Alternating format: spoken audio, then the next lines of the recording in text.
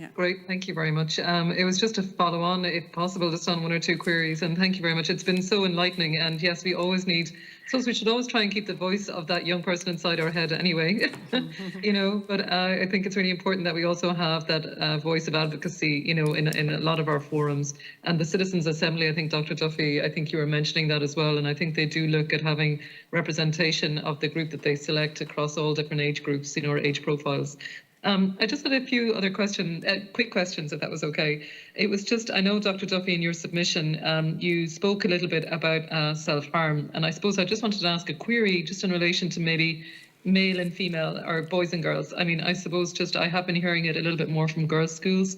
And just, you know, if there was anything on that. And following up, I think Deputy Gino Kenny as well brought up about the eating eating disorders. And I know, like, within the sort of HSC community mental health teams, that there are sort of eating disorder teams now that they're allocating to each of the sort of community healthcare areas. And I suppose just how you link in there, I suppose, do your referrals for Jigsaw come from GPs or schools? I suppose that was just one thing, just a quick question, just I wasn't 100% clear on. And then I suppose just for Mark and Megan, I suppose, Mark, really just to say thank you so much. I know we met I suppose just along the way in relation to what was happening with the mental health for young people. And I really want to just ask you a query. You know Bannistow very well as a great advocate and champion for our town, and particularly for youth mental health. And I just will continue to be so. You know, it really is fantastic to see you doing what you're doing and to have developed this association. And very, very proud that you're from East Galway and from Bannistow.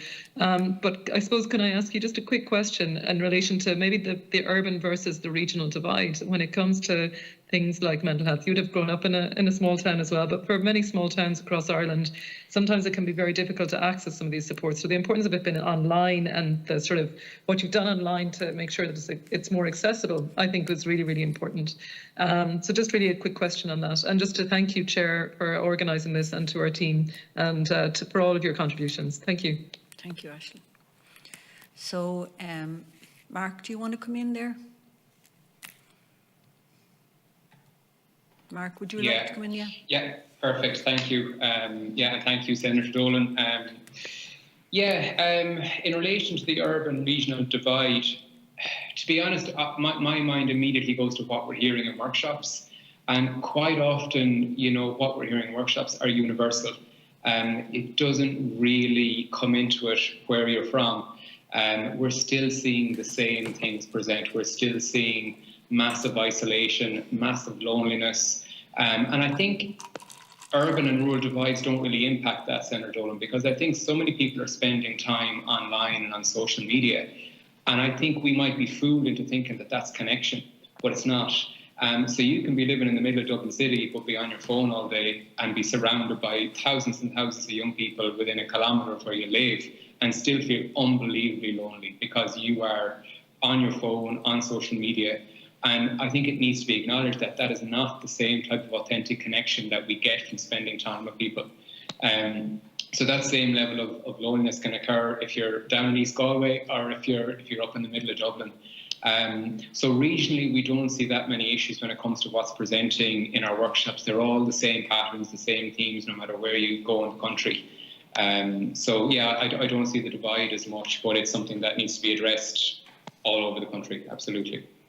That's great. It's good to hear that there's as much engagement. I suppose it was really along the lines of engagement with schools, you know, that's, you mentioned, I think, 28 counties, and I suppose just that engagement is happening in smaller areas as well as the bigger areas, you know, like, you know, that would be crucial. But thank you so much, And just to follow on that point, that's exactly where we want to go, Senator Dolan. So believe it or not, we've worked with 45,000 teenagers, and we haven't gone to one school looking to do a workshop.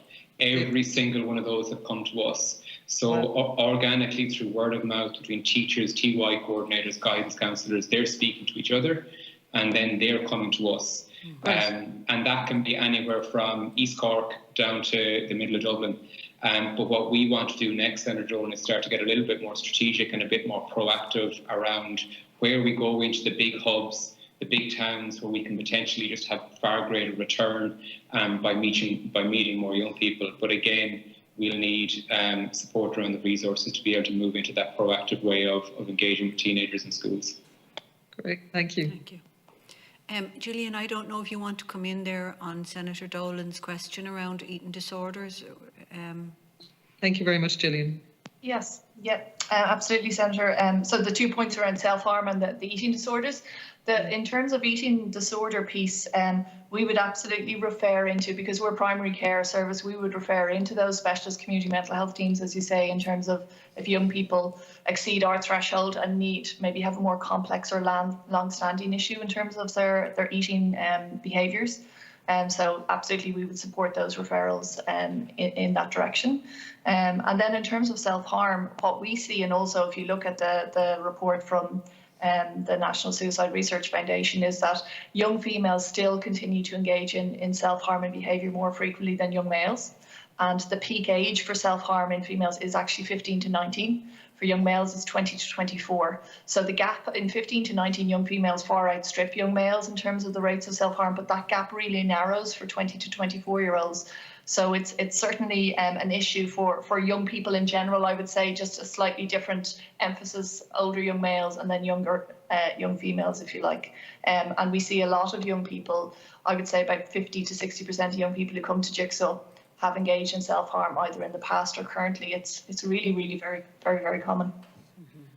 It's really tough. It's just so tough to hear it and just how to manage that. Thank you very much, and thanks, Dr. O'Brien. Really appreciate that.